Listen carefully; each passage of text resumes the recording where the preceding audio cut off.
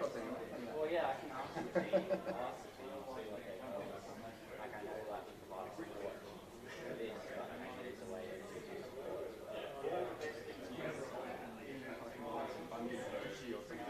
Yeah. Well, we've just actually applied for a mesh fund. So maybe the mesh fund partnership you could have include some media or something and get a voucher and then that's covered. Right. That could be a way to do it. But I gotta chat some names, so we'll chat some names out. Like I'm going to do a mesh fund partnership program. Like I look at it, it's like all these partners. Some of them are doing events and some of them are partners. Yeah. I better get. We'll catch up again soon. I better get started. Testing. Right. Good morning, everybody. If you want to take a seat and get ready for a cool morning, that'd be good. I'm sure this. How are y'all? Excellent. Happy New Year. Happy New Year, Perth Startups. I hope you had a good one. Stories and adventures over the summer period. My name is Scott Glue. If you haven't been to Morning Startup before, I'm one of the organisers of Morning Startup, and we do this every 2 weeks, rain, hail or shine, to try and get cool people like you guys under the same roof as often as possible, minimum every 2 weeks. And we talk about startup related stuff. So if you're starting a company or if you're a designer and you want to get into that whole world, whatever, right? This is the place for you to come and sort of network with other people and see what's going on in Perth startup land. So I have a startup that I started like 10, 11 years ago, and that's when we started Morning Startup, and it's just like founder therapy kind of as often as possible, right? But the first thing we like to do is to get to know you guys. Who hasn't been to Morning Startup before? Cool. Would any of you like to just give a sort of 30-second shameless plug on who you are, what you're doing, and a bit of an ask if you want to mingle with people later. There's also going to be half an hour of networking after this session so you can get to know each other as well. But yeah, this is a good way to get on the live stream. Let's start with Ed. Go for it. Good morning, everybody. Ed K. Smith from DBR Domain Brokerage. So I've been running a domain brokerage business for 20 years. So we acquire domain names for businesses who want to start a new project or upgrade their current domain or get the best version of their brand. We also broker and sell names for clients as well. So if you're in that space, let me know. Okay. So let's say, hypothetically, if there's some like doctor squatting on fastview.com and I've only got, say, fastview.co, could you help me with that? We can, but the squatting one, that's another conversation. Okay. If he's not infringing. It's all right. If he's not infringing on a trademark, then it's not squatting. He's just a domain investor. Anyone can own a domain that is generic, but if they own something that shouldn't be theirs that's trademarked, then they're squatting. Okay. Thank you for that. No worries. Any other shameless plugs, announcements? Cool. Hello, my name's Michael Kuzma, and I've just actually delivered my very first self-playing guitar. And I guess it was delivered in USA. I just got back yesterday, but I saw this, and it's very relevant. And I get a technology that can play any guitar anywhere, plays it autonomously. And I guess the other last item I just learned this morning, I'm going to be very vague because it is being live streamed, but this guitar will be performing in an intimate setting with Jeff Bezos in the same room early this year. So that's super exciting. That is cool. Wow. And what's it called? Kuzma. Kuzma self-playing guitar. Kuzma self-playing guitar. Kuzma. For those playing at home. Awesome. Anyone else? Let's go. Hi, I'm Christopher Cook. I make a thing called Certify the Web, which is a certificate manager for Windows and domain certificates. I also make a thing called Open Charge Map, which is a database of an open data set for EV charging locations. And in the past, I have developed guitar software. I made the 3D designer for Ormsby guitars. And I make a thing called Soundshed, which is a piece of software for controlling your Spark amp, through Bluetooth. What else is relevant? I am a guitarist, and I do a lot of different ideas, and Certify is probably the one that anyone would have heard of. It's probably got about 200,000 users or something like that. That's fine. But yeah. And do you have, how do people reach out to you? Any sort of website presence? Yeah, sorry. The company's called webprofusion.com. Web Profusion. Okay, cool. Anyone else? Can I see show of hands? Like, how many of you are guitarists? Okay. All right, cool. About half? Nice. Oh, sorry. Awesome. Yeah, the people that arrive always depends on the speaker that we're putting up. I just want to see the demographic. Most guitar makers don't play. Is that right? Wow, that's weird. Okay, well, let's move on. We also do Founder Sundowner. If you're not a morning person, come along first Wednesday of every month at Nowhere Man Brewery, although that's rebranding to Other Side. If you caught the last session of the year, we had Reese from Nowhere Man talking about that acquisition stuff. So come along. Now, we've got just a few people we want to thank. All this stuff doesn't just happen. Dave and I are volunteers and we do this for free, but we've got a few people that help pay for things that we need. So first of all, the live stream. Thanks to Reese at the back and Jürgen, who runs perthvideo.com.au. And that is courtesy of these guys. You might have heard of them, the Department of Jobs, Tourism, Science and Innovation, affectionately known as JITSI. They have a thing called the New Industries Fund, where they pump money into this startup ecosystem and the innovation ecosystem. So if you're not around all the things that they do, get around it. You can get money through innovation booster grants. They've got a new thing if you're a scale up. Yeah, it's really cool. They've got a range of things. Even if you're an investor, they can help you along those ways. They've also got this thing called wadealroom.co. So you can register for an account there and put as much or as little information as you like about your startup onto that platform. And it helps see what's happening in the Perth or WA ecosystem. So get around the New Industries Fund. And as I said, perthvideo.com, if you need some live streaming awesomeness, go hit them up. They do anything live streamed. Maybe not anything. And these guys, Ammo Marketing, we got Jack. Where's Jack? There he is. Cool. These guys are awesome. They've been helping us out for a long time. Go to ammo.marketing if you want to hit the accelerator on your business. And they've got some new people joining, like designers and stuff. They're killing it all over Perth. And they also have a really good podcast called Weird Growth. So grab your podcast app right now, search for Weird Growth and go and subscribe. It's founders with awesome people. Founders with awesome people? I need more coffee, sorry. Interviews with awesome founders, that's what I wanted to say. Can learn a lot from it. Beecham Group. If you know, who needs people to help them in their startup? No one? No one needs people? Okay. Must be a lot of early stage people here. But anyway, hit up Glenn at Beecham Group. They can help you find talent. If you have talent and want a cool gig, hit them up as well. They'll help you find it. Now, we do have some food at the back, which will circulate during the networking stuff at the end. That's thanks to these guys, Keep Space.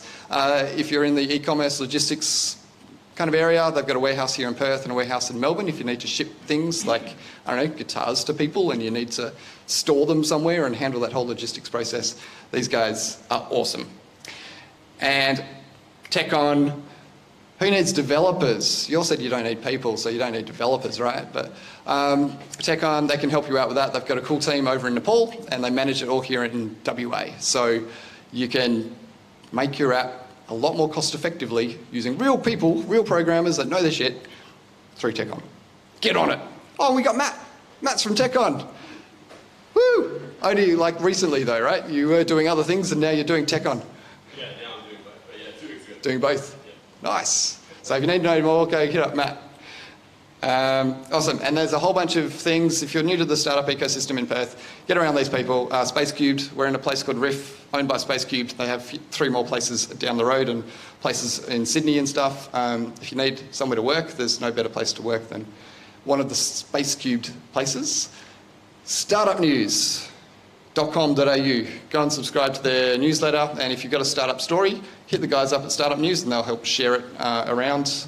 They'll actually send a journo out and do a story on you and all of that stuff. So awesome service. Startup WA, they're a lobbying group for the government. So if you've got an issue, if you want more funding or anything like that, hit up Startup WA and tell them your issue and at least go and become a member of Startup WA so you get their newsletter and find out what's happening in the Perth ecosystem. And these guys, we've got Plus 8. Has anyone not heard of Plus 8?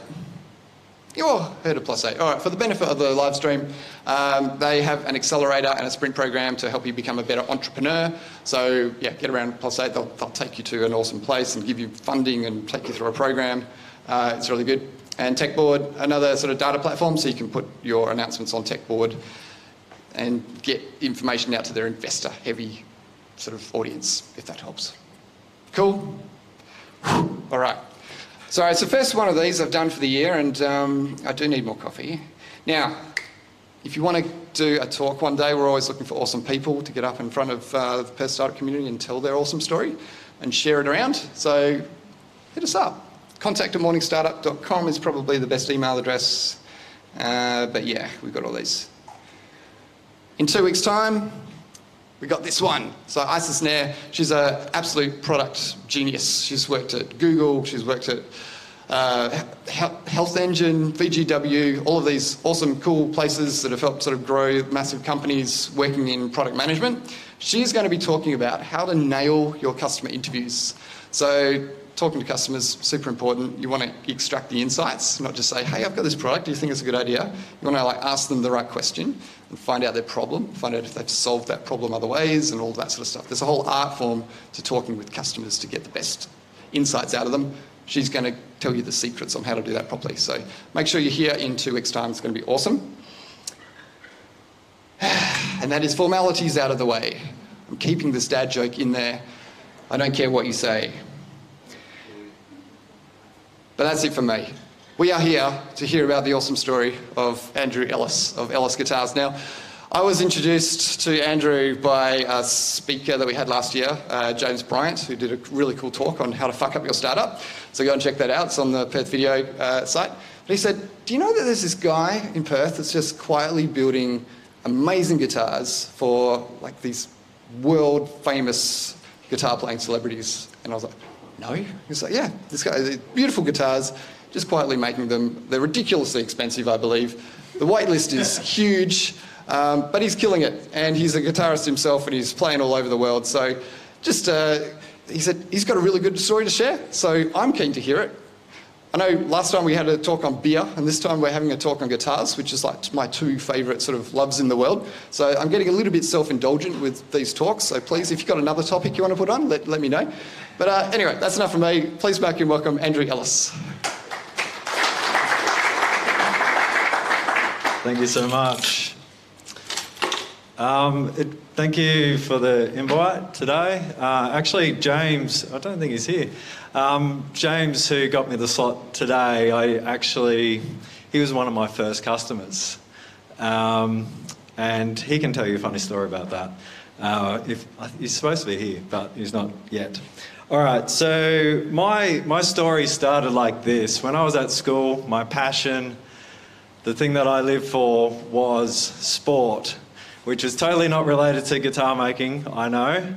But what happened was I did my ACL in my left knee, and then I did it a second time. The first time at 17, the second time at 18, and then I had a third operation at 20, which that was it for super competitive sport for me. And I was looking for something else to put my energy into, to put my time into. And I'll tell this story with the caveat that the truth is stranger than fiction. And what happened was, after doing my ACL the second time, I went to the doctor like heaps of times because it took over 12 months to come back from the second one. The doctor said to me, you can start playing cricket. And so I was very excited about this, but he said, there's a caveat, there's a exception here. You can't actually bowl overarm, you have to bowl underarm because your knee can't handle bowling overarm. So I went to the opposition captain. They thought it was hilarious that I was going to then proceed to bowl underarm. And they said, as long as it bounces one time, you're allowed to bowl underarm. I went to the umpire. The umpire was like, are you crazy? Why are you going to bowl underarm? I'm like, I don't have any other options. It's either bowl underarm or don't play cricket at all. So the craziest thing happened out of that, which was I actually got a hat trick bowling underarm. Now, that only came about because of the knee surgery. So sometimes when you've got like a problem and you've got something not going your way, that might be the setup for the thing that you're really supposed to be doing with your life. I think I would have probably been a pretty decent, sports person, but I probably wouldn't have turned it into my job like I've turned guitars into my job. So I was watching a show on TV, and it was like a fine woodworking show. And this show had this guy from America, and he was using different special timbers. Like he was using this timber called Purple Heart. It's the only purple timber in the world. He was using other timbers, like I've got some timber over here, so he was using this stuff. This is ebony. This is the only black. One of the only black timbers you can get, naturally black. If you sand that, it's still black underneath. So he was using all these timbers on this show, and there was one particular episode that really sparked my attention, and he was making these tables and chairs and different things like that out of this wood, and the wood that he had was this amazing timber. It's called Jura. And so he was using this Jura timber, and I was like, oh, that looks really like quite nice wood that he's using there. And then he's like, oh, it's like from this place called Australia. And I'm like, oh, okay, American guy using Australian wood. Oh, that's interesting. And I'm sitting there, I'm looking at the wood, and I'm like, hang on a second, that's Jarrah. So he was using the word Jura instead of Jarrah. So if I say any words incorrectly, so if I use the term Chidulari in this talk later, I might not be pronouncing that correctly. So there's multiple ways to say something, so don't send me a mean email if I've said something the wrong way and I've said Jura instead of Jarrah, okay? So my guitar journey started with a trip to the library. And I went to the library and I borrowed a book. It was about yay thick, and it was called William Campiano's Guitar Making. And what he said in the book was, get a handsaw and get a piece of wood about this size and cut it with a handsaw. And I'm like, I don't think so, William. I think that sounds like a really bad idea. So to make a guitar neck, you need to, that makes two necks.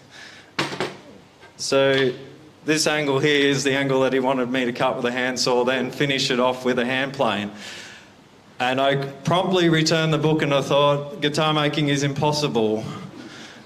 And that was my introduction into guitar making. And then probably 6 to 12 months later, I took my next step towards making a guitar, and that was I went and bought the cheapest guitar that I could possibly find because I had no budget for instruments at that time. And I bought a guitar, well, it was for sale for $50. I talked the guy down. I offered him $40 and he nearly fell over. And then he talked me up to $45 and I got the deal done. And I bought the guitar home. I took the back off the guitar. So I took this piece off here and I looked inside and I thought, maybe I can make it. Maybe I can make this thing. And that's all I needed at that time, was the thought that I could actually do it. So because I had no budget, no money, I was like very young, just out of school. I was like, how am I going to make guitars if I don't have like an angel investor or someone propping me up with finances? So what I did was I inherited some basic tools, like some hand tools like a plane and chisel and things like that from my granddad. And then my dad loaned me some fairly basic tools like a belt sander and a router for people that know anything about that stuff. And then my first two guitars, as in the script, if anybody read the script about today, my first two guitars were like really bad cricket bats, I would say, because I built them out of materials that I found at the side of the road. So a pallet like this one right here that's been turned into a desk, I would get the thicker ones and I knock these pieces off and then I have one neck. So per pallet I'd have 3 necks, and then to make the top, the back and the sides, I would bang off the back of a cupboard, and then that would be my top, back and sides. then I could start making a guitar with pretty much $0 and 0 cents invested into the business at that point. And of course, no one's going to buy a guitar of that quality, are they? So, but that's what got me going. That's what got me started. So, what I might do is I'm going to play you guys a song, and this song was inspired by my granddad. He made a boat when he was, I think, about 18 or 19. He made this boat out of wood. And he also made a trailer, and he would take this boat down to Botany Bay, and he would sail this boat around in Botany Bay in Sydney. And I thought, what would it actually feel like to be sitting in the boat while he's living out his dream? His dream was to make a boat. Then he was actually able to then use his dream for enjoyment. So this song, Botany Bay, that I've written is about the feeling or the thought of being in that boat with him. So what I would like you to do while I'm playing it is I would like, since it's the start of the year, for you to think about what are your dreams for this year? What do you want to achieve this year? How are you going to scale up your business this year? How are you going to grow this year? How are you going to expand this year? So I'll play that to you now. I normally use like a PA system, but we're kind of a bit limited in here. So I'm going to play it acoustically, which you're not normally supposed to do, but my guitars are known for being loud, so hopefully you can all hear it.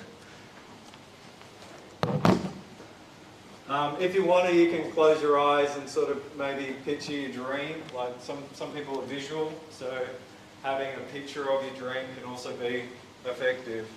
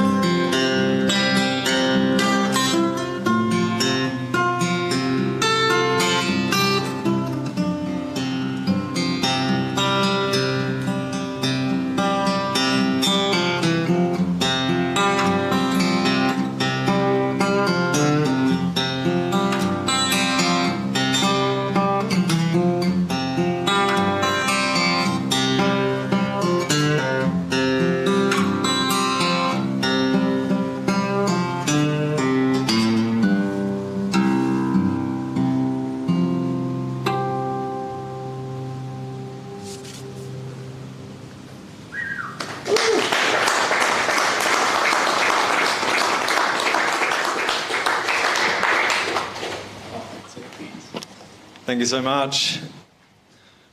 Does anyone want to share a dream or a goal for this year that they've got? No? Profit?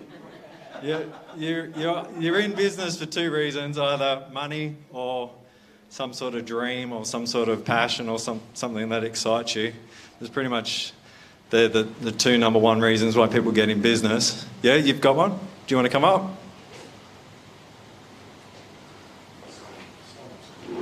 Yeah, it's the start of the year. Everyone's got a dream, right? Thanks, Ellis. Dream for the year.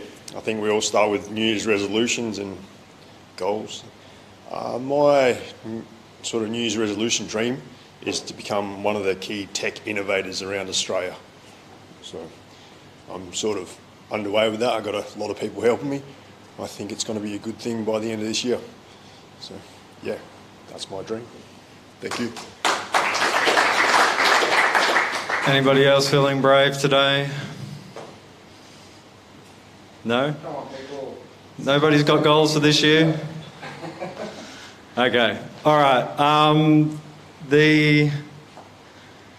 Okay, so I went from making these first two guitars that were like bad cricket bats, and then I went into, I don't know how I did it. I must be very good at talking, because the third guitar I made, I actually sold that guitar.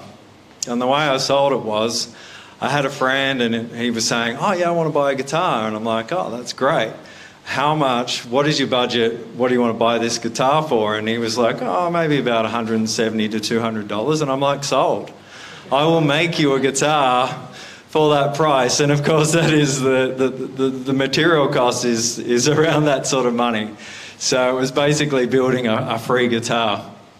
And I built this guitar, and then I got to my favourite bit. Like the first probably 10 guitars, I was so excited to play the guitar. I would race through a bunch of steps to try and get to the point where I could actually play the thing. And that was the point that was sort of where I got my momentum from, was getting to the point where I could actually play it.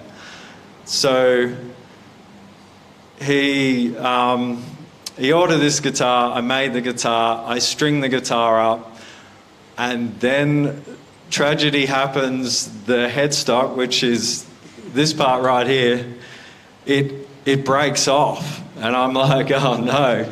I went into this thing called depression, and I sat on my couch for quite a long time to try and figure out how I'm going to solve my problem. I'd just like to say that I have never had that problem ever happen ever again. I fixed it so well that that's the only time it's ever happened. So sometimes when you hit a roadblock or something that sets you back, that can be your setup for solving a problem permanently, and it's better to solve it early in the business rather than later in the business. That's what I would say. So that was that guitar. Then probably the next one that I sold was, I sold a guitar for $500. And then I went from that to selling a guitar for, I originally was trying to sell it for $2,000, but then I sold it for $1,800. So within a couple of years, I'd kind of gone from building guitars with materials off the side of the road to building some instruments that were actually worth some pretty decent money. And, oh yeah, I've just forgot, I bought this in.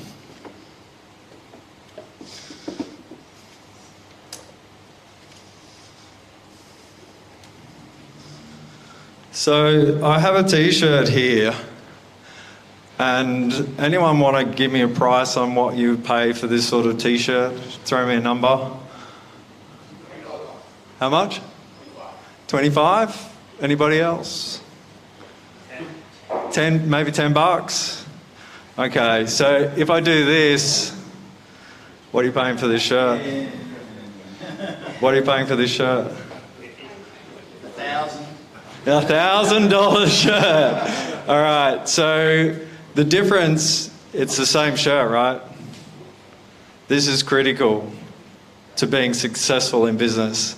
If you can turn this into this, you will have a successful business. Did Michael Jordan wear that one or not? If it's $1,000, it's probably going a bit cheap if he's worn it. So what I might get you guys to do is just break off into maybe groups of 2 or 3, and what I want you to talk about is how can I increase my brand recognition, or maybe me, the person, how can I increase my recognition so that I can charge more for exactly the same thing? So I'll let you guys break off. Anyone spare, come and talk to me.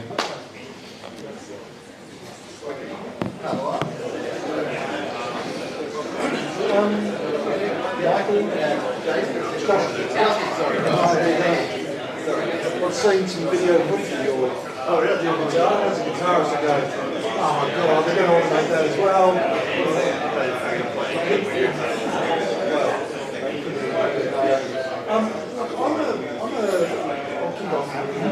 So I'm a business, right? So I've been in this scene for a long time. And what I'm finding is more and more people I find are picking up clients that don't know their sport. And they're just looking at business and once I talk to them, I normally I spoke to Brian Monday at our first workshop. Yesterday, I was writing a sign. So, I'm trying to trust the other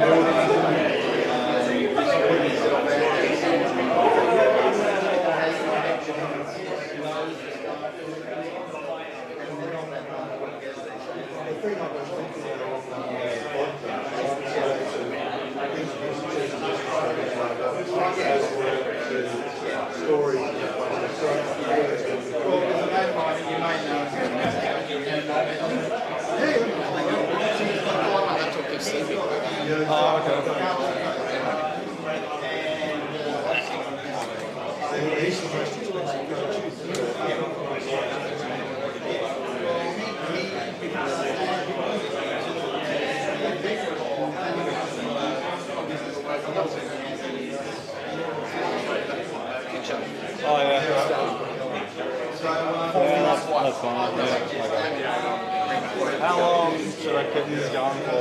People are talking pretty quite up. Yeah, sure. Okay.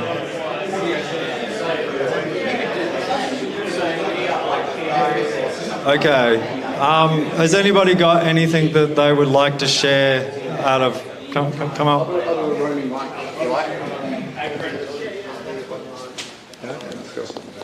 So I guess add credibility to your product and who the person who's selling it, so yourself, I guess.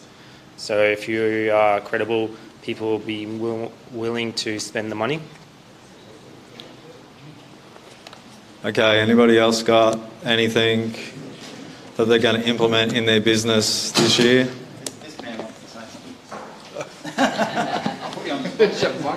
Jesus. Hi everybody. We were just talking about the idea of getting thought leadership out there in different types of ways. So the advantage of doing something like a vodcast, and there's so many places that you can syndicate that to the amazing people here and Startup News and all sorts of good things like that. So sharing success stories and ideas that come through from different owners at different stages and the challenges that they're dealing with. Anybody else feeling brave? Yep. Come. I did it. I knocked it. Morning, everyone. I think we're still answering the question about the branding, isn't it? Yeah. I got stuck up in a conversation over there a second ago. Okay. So, my wife makes baklava at home. We started this as a business 2 years ago. well, we didn't start it as a business. She just made a treat for me, and then a colleague of mine ate it and then said, you guys should sell it. And we started getting into the markets, and at some point we heard a similar idea to what was mentioned earlier. You know, when you brand it, there would be a difference in sale. And we came up with, well, my daughter, then 3.5-year daughter, came up with an idea for this logo, if anyone could see it. The response that we started seeing is we were gaining more attention from people. Just having an A-frame with this picture, just stickers of this picture on the boxes of baklava. At some point we started seeing improved sales, although we only create a small batch. But branding has been effective in that aspect, and yeah, we are hoping to use that learning in other aspects too. So good logo. Oh, thank you. Anybody else? Last chance? No? Okay, so when I started my business, I came to things like this quite a lot, and I like networking with other people, and I like hanging out with other entrepreneurs, other crazy people like me. I think you've got to be a bit out there to actually pursue a non-conventional career, and you've got to put in the hours. The hours that it has taken for me to get where I am, like there was probably, I would say, at least 4 years of that's all I did. I didn't take holidays. I didn't take weekends. I even got calls on Christmas Day, things like that, because America, it's the 24th, so people think they can call you on Christmas Day in Australia when it's the 24th for them. Then other things like, because we've sold into more than 50 different countries around the world, so you might get calls from New Zealand very early in the morning, you might get calls from Germany at 10 o'clock at night, and then you might get calls from New York at 1 in the morning. It's usually a good time to call New York City. And one night I really didn't want to answer my phone. I was like, I am not going to answer my phone. But I got this call, and this guy on the phone was like, really, really broken English. I'm really pleased it was broken because he didn't hear the harsh tone in my voice. I was very upset that he was calling me at 10 o'clock at night. And he proceeded to place an order with me, and then he became my biggest seller of products into Germany, and he got me into German Acoustic Guitar Magazine a couple of times, and he really spread the word heavily about what we do in Germany, and Germany really took to what we do. So if I had not taken that call, if I'd just gone to bed like a normal person, if I just obeyed my feeling of I really don't want to answer the phone, I would have missed out on that opportunity. So sometimes you have to say yes when you really don't want to say yes. And probably, I would say for the first 4 years, yes was my middle name. I just said yes to everybody and everything and every opportunity that came my way until the business got to a point where I started my waiting list. And that waiting list started in 2006 and has been going ever since. So, but it took a huge amount of grunt and a huge amount of effort and a huge amount of momentum to get it to a point where I've had constant business ever since. So at the moment we have a 3-year waiting list for guitars to be made, and that's pretty standard, that's pretty normal in the business that we do. So with the last bit about branding and then increasing your brand name, what I have really concentrated on is increasing my bio. So it's probably a bit like if you are going for a job, you might want to improve your CV, you might want to go do a course, or you might want to do something that will increase your hourly rate. And I would be encouraging every person here who has a business to look at every single way that you can increase your hourly rate or increase the perception of your business so people are willing to pay more for the same thing. So I was talking about it earlier. A guitar just sold recently for, I think it was around $4.4 million. That guitar originally retailed for less than $1,000, so it is a second-hand guitar. just played by someone very famous, and that's what elevated the price. So if you can get a celebrity endorsement, if you can get somebody who has a big following online, it might be something that can elevate your brand or elevate your business to the next place. Not everybody buys based upon that, but it can help to get a sale, is getting some sort of celebrity behind what you're doing. And I've been very lucky to work with a bunch of exceptionally famous people. And that was really via necessity. When I started, I really found it hard to meet and find other guitarists. Like, guitarists don't walk around with an "I play guitar" shirt on.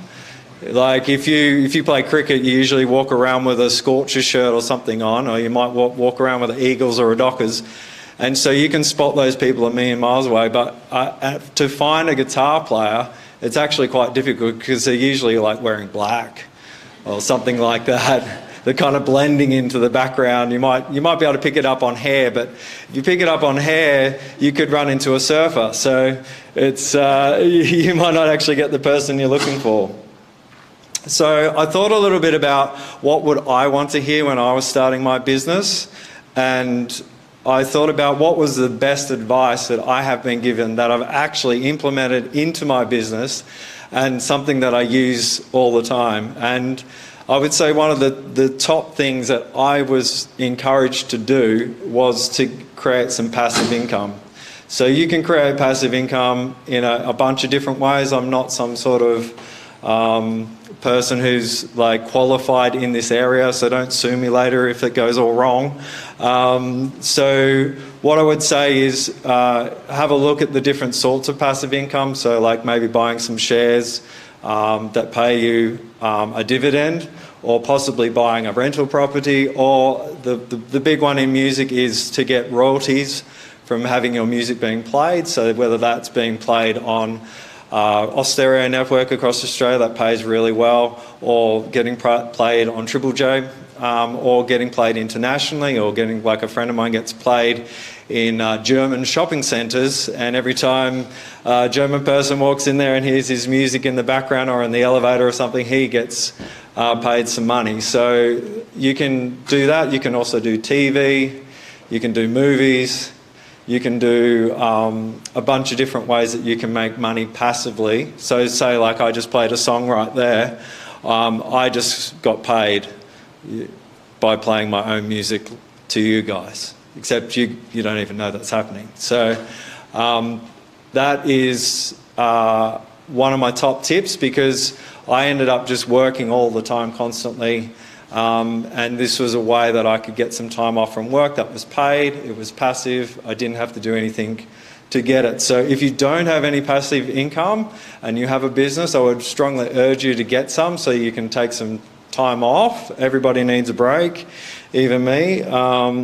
Everybody needs a break from work. Okay, so this is something that I've implemented recently. I'll get you guys to break off into groups and discuss this particular question. So I think it was 3 or 4 years ago, I decided to business coach myself, and I came up with a question that I haven't heard anybody else talk about online or anywhere else. Before I get into the question, who does some form of advertising, like some sort of paid advertising? Okay, so there's a few people. Do the rest of you guys do like word of mouth, or how do you get, word of mouth? There is another form of advertising that I've never heard anybody talk about. And the question that I asked myself was, how could I get paid, somebody else pay me to advertise my product? So I want you guys to break off into the same groups again and discuss, how could I get paid to advertise my product?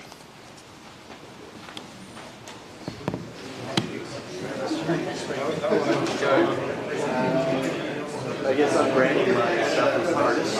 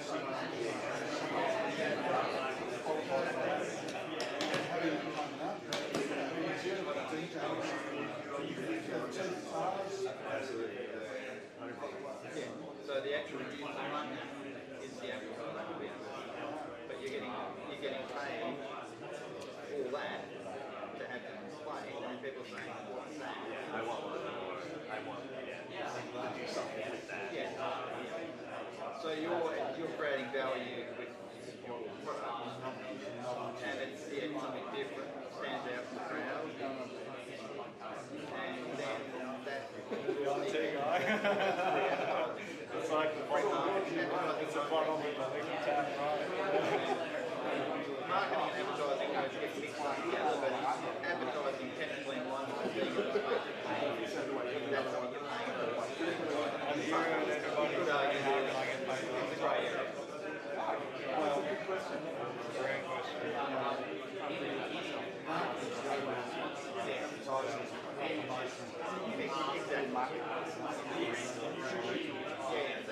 I've got some ideas, and I've actually implemented some of them. But it applies to I think it really applies to product.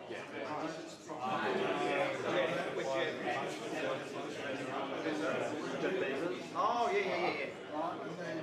Well, do you want to wrap it up?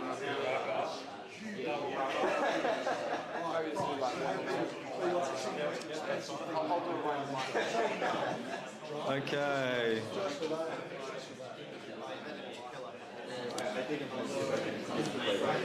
Any good ideas? It sounds like some people have got some good ideas. Has anyone got an idea that they would like to share? Who's getting paid to advertise? Musa. Yeah, come on. I'll bring it to you, mate. I speak from here itself. So in our circle, we were discussing, just taking the guitar as an example. Now, if the guitar has a high value in the market where people would be like, oh, that guitar, and I'm running a website or a business where I'm selling music-related products, having a high-value product like that just being displayed over, they would be like, would start bringing more footfall into the website. So I'd end up paying him money. You know what? I'll pay you for your guitar to be advertised on my website, which in turn brings me a lot more foot flow. And then this foot flow could end up purchasing other products that I have a higher margin on. So it makes things work for me, and I'm paying him for the product. Okay, cool. Any other ideas? On the back. Good morning. So we're talking about my business, right? We're talking about my business, okay. So I've got a business of called the Real Verse. So it's I've made an app that enables to control any robots, a bit like a Mindsight, but it can be. In that case, it's a crane. It's a patient hoist, and I can make you guys pay. Who wants to pay $5 to play the game? And then I showcase it on YouTube Live. Okay. At the same time, and people can get in and just pay $5 and keep on playing. And we do a competition. The best person who lifts me, because you can lift people actually with that app. If you can lift me remotely, the safest and the quickest, you get $50 at the end of the week. Done. Fantastic. Cool. All right. Okay, is it question time or? Oh, do you want to wrap up with the... No, you got another 5 minutes and we can do three. Okay. All right. How do you get paid to How do I get paid to advertise? Yeah, okay. So I thought about my target demographic, which is probably about 60 years old, I would say, is probably roughly my target demographic. So, and then also because of the price of the guitars are not cheap, I need people that can afford what I do. So I did a show, actually did a couple of shows last year where I had rooms full of people that were in the, multi-million/billion-dollar range. And I got paid to be there and I got paid to perform in front of them. I also got paid to network with them, and they also got to hear my instruments live. So that is one way that you can do that. I used to do a lot of shows. I used to play a lot of gigs, and I used to try and sell my music. But you can get, 0.1 of a cent on Spotify at the moment for a one play. So that's not very profitable thing unless you're like Coldplay or someone who gets a lot of action online. So for me, selling guitars is going to be way better result for me out of my shows than trying to sell my music. And so that's been very successful for me to do that. And I have found that when you play in front of people that have more money, that you can also charge them more money to actually hear me play. So I'm getting paid more than I would regularly get paid, and I can also sell more instruments out of that. Very cool. I might just tell a quick story before wrapping up about my very first gig in Perth. So me and a mate were practicing these songs. So any guitar players can relate to this. We were trying to play like Joe Satriani, which is pretty much as hard as it gets on guitar. So we've been practicing these songs. And so we did this thing called an open mic, which is where you go and play for 20 minutes and it's, you know, you can play 4 songs usually in that time. And it's like a free thing. You just sort of entry-level gig. So we did this gig. We couldn't quite make the 4 songs. We played 3 songs. And we got off the stage and the guy was like, yeah, that was great, guys. Yeah, you should come back next week and make it 4 songs. And we're like, but it took us 3 years to learn these 3 songs. So we'll see you in 12 months' time. So that was my start into playing live. And that is, I had a very similar process with that journey of doing it for free, then doing it for a very low amount of money, and then as time went on, as my reputation grew, as I got better at playing the instrument, then I could charge more and more money for essentially the same thing you're booking me. Yeah. Did you want to do questions? Yeah, let's open it up for questions. All right, before we get into the first question, can I just answer the first question? Because I actually know what it is. I get asked this every single day of my life. Tell me what your favourite song is.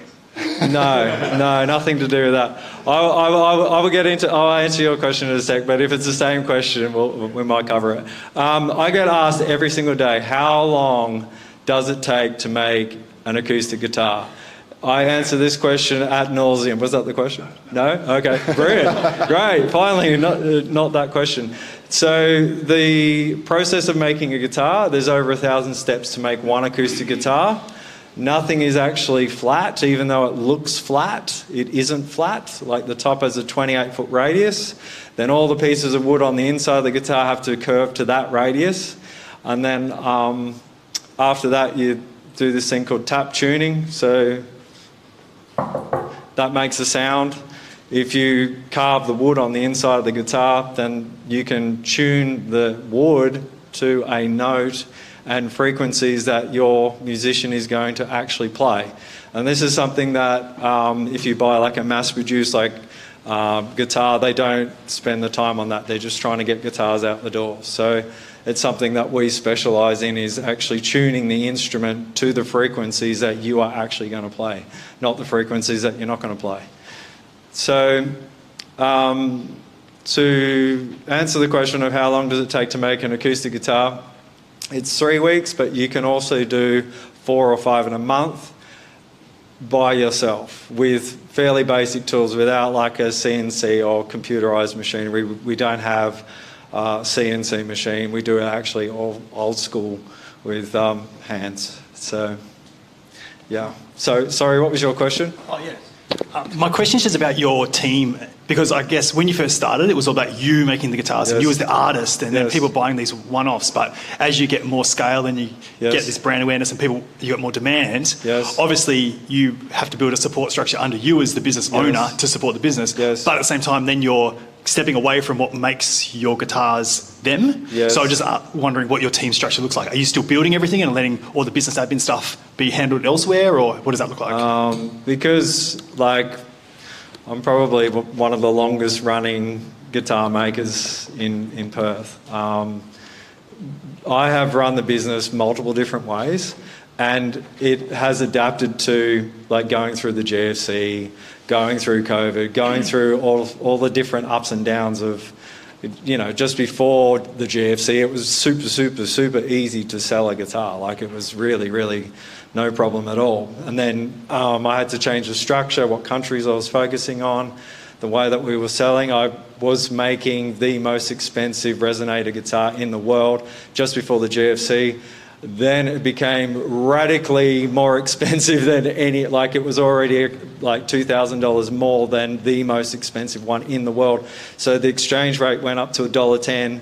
So my price went absolutely off the charts to a point where it was increasingly difficult to sell in that price range at that moment in time. But then the season changed, and then I could get back into selling more volume in that area. So it depends on what you want to get out of it. Are you about lifestyle? Are you about pursuing a passion? And then are you about pursuing money, or what's sort of your focus? Oh, I was just wondering about your structure, like how you approach it, because the whole thing is that you're the artist. So if you're no longer making the guitars because you've got other people assisting with the actual manufacturer, when you tell the story about being the maker, you are no longer the maker. So I'm assuming you're still making all the guitars. I sometimes. Yeah, and that's really what I was asking. Because I essentially have two businesses. So I've done, like I did a tour of the UK last year. Playing music. Yep. So that was my third tour of the UK. So the more touring I do, the less making I actually do. I try and stick to the really high-end work, the really complicated, difficult work. I think there's a picture up here.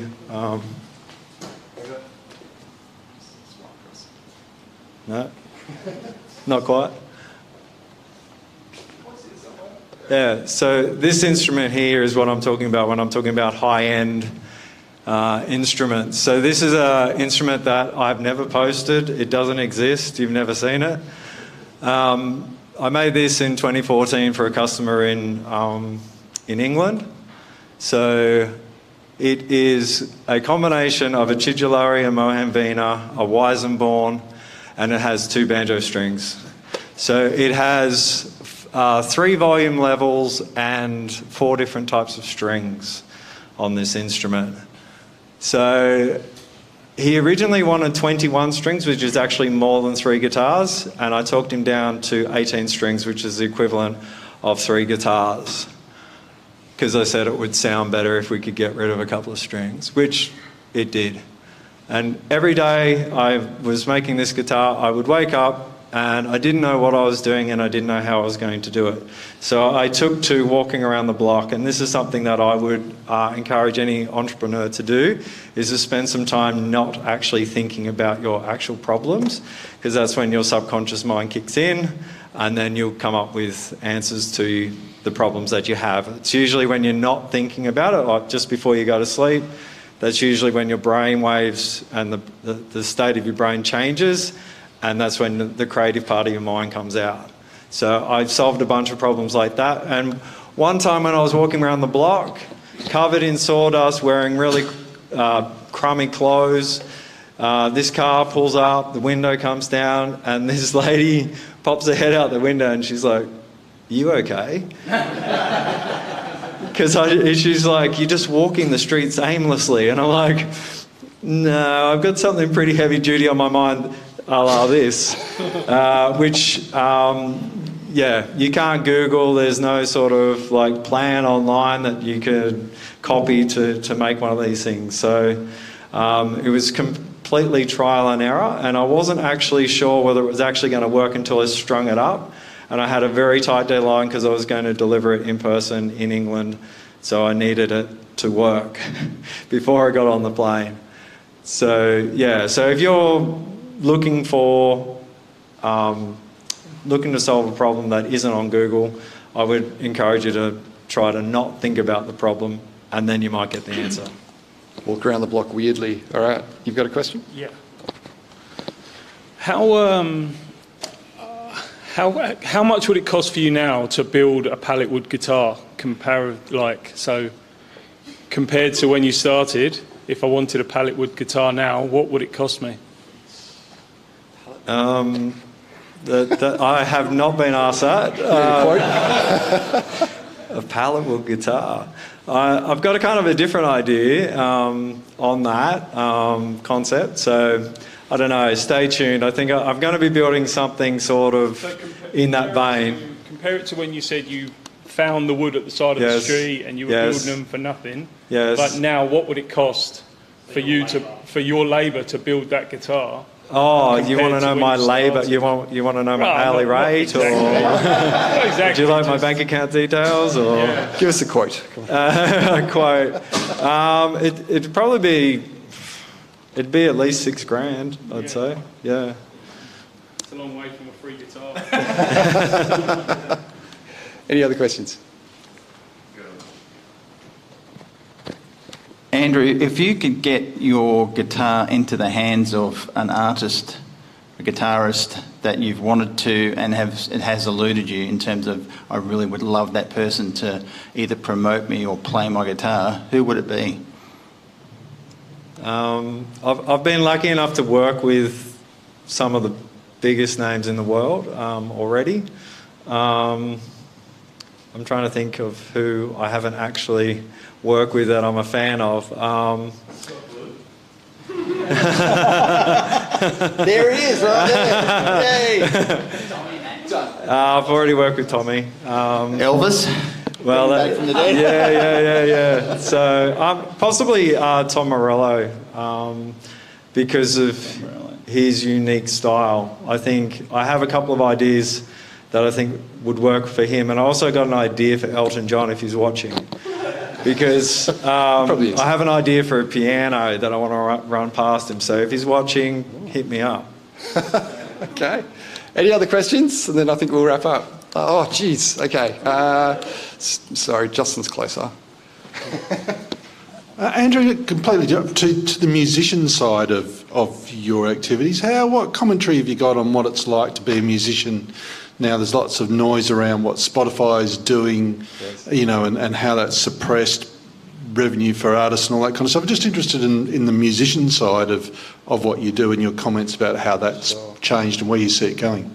There's still massive, crazy, ridiculous money in music. It's usually, in some people's minds, going to uni and doing music is kind of the joke career. But if you are really good at it, it pays better than a doctor, better than a lawyer, better than any of those professions that you can do at uni. So, say like Coldplay, they recently played here.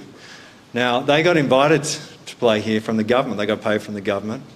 They sold tickets for, average price I believe was around $300. $300 times by 60,000 people, right? What's the hourly rate? And then on top of that, they're playing their own music live, so there's a royalty check right there. And leading up to a show, you get more plays on radio, equaling more passive income just for arriving and playing in Australia. So there is crazy, crazy, ridiculous money if you are at the top end of the music game. If you're at the bottom end, it's still free, and you have to work your way up. I think it's all about developing an audience. I would say if you're at an entry level, my advice would be he who has or she who has the most friends wins. Who can get the most friends to come and buy a ticket and come to your show?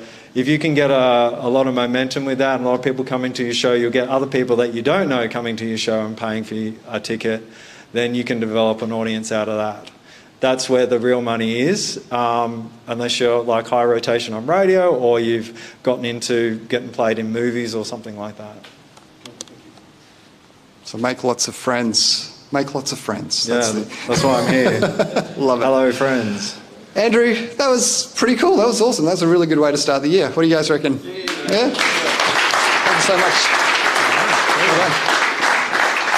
All right. Well, look, we've got half an hour of networking. We've got some food up the back for you guys, and get to meet each other, find out what you're all doing, ask people, what are you struggling with and how can I help? That's a good little icebreaker.